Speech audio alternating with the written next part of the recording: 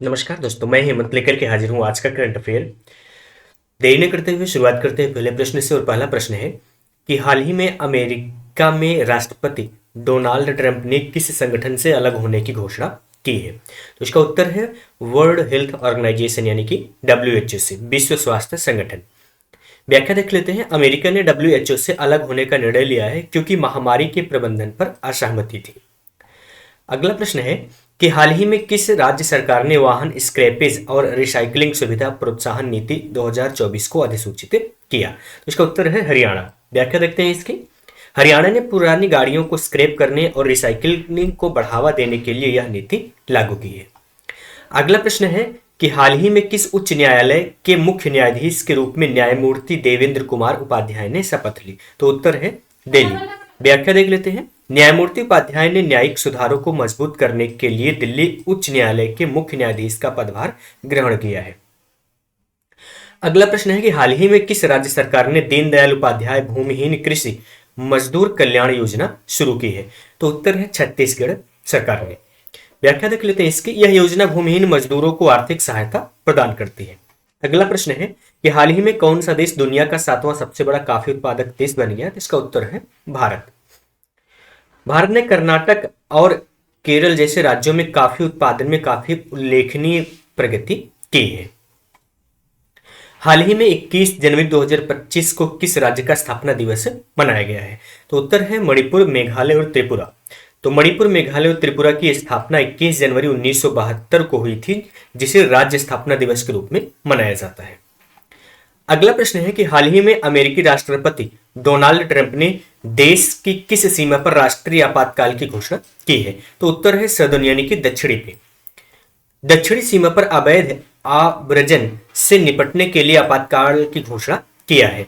तो ये आव्रजन क्या होता है कि ये होता है कि बॉर्डर टैकल इलीगल इमिग्रेशन, जो अवैध तरीके से सीमा में प्रवेश करते हैं किसी देश के, उसे कहते हैं अवैध आव्रजन।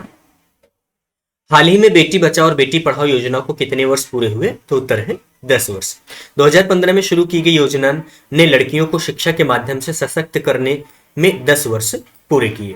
अगला प्रश्न है कि विश्व बैंक के द्वारा नियुक्त तटस्थ विशेषज्ञ ने भारत और किस देश के बीच सिंधु जल संधि विवाद पर भारत का समर्थन किया है? तो उत्तर है पाकिस्तान। विशेषज्ञ ने संधि के तहत भारत के जल उपयोग अधिकारों के पक्ष में निर्णय लिया है। हाल ही में किस देश ने मोबाइल स्क्रीन के प्रयोग को लेकर के बच्चों के लिए सख्त नियम लागू किए हैं? तो उत्तर है सिंगापुर। सिंगापुर ने बच्चों के स्क्रीन समय को नियंत्रित करने के लिए सख्त नियम लागू किए हैं। इसके पहले भी एक देश ये नियम लागू कर चुका है, तो कौन सा देश है इसे आपको कमेंट बॉक्स में बताना है। इसे मैं प्रीवियस एक वीडियो में कवर भी कर चुका हूं। निम्नलिखित में से किस तारीख को सुभाष चंद्र बोस की जयंती मनाई जाती है? सो उत्तर है 23 जनवरी को। गाइस कल यानी कि 23 जनवरी को नेताजी सुभाष चंद्र बोस की जयंती मनाई गई है। सुभाष चंद्र बोस का जन्म 23 जनवरी 1897 को हुआ था। उनकी जयंती को पराक्रम दिवस के रूप में मनाया जाता है। हाल ही में राज्य सरकार ने समान नागरिक संहिता नियमावली को मंजूरी दी है। तो कौन से राज्य ने? तो उत्तराखंड ने। यह भी हम कवर कर चुके हैं। उत्तराखंड समान नागरिक संहिता कानून लागू करने की नियमावली को मंजूरी देने वाला पहला राज्य बन गया।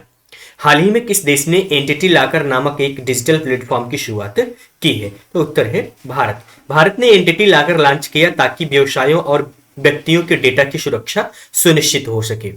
अगला प्रश्न है कि हाल ही में अंतरराष्ट्रीय श्रम संगठन यानी कि ILO इंटरनेशनल लेबर ऑर्गेनाइजेशन ने अंतरराष्ट्रीय प्रवासी श्रमिकों पर वैश्विक अनुमान का संस्करण जारी किया है। तो उत्तर है चौथा संस्करण जारी किया है।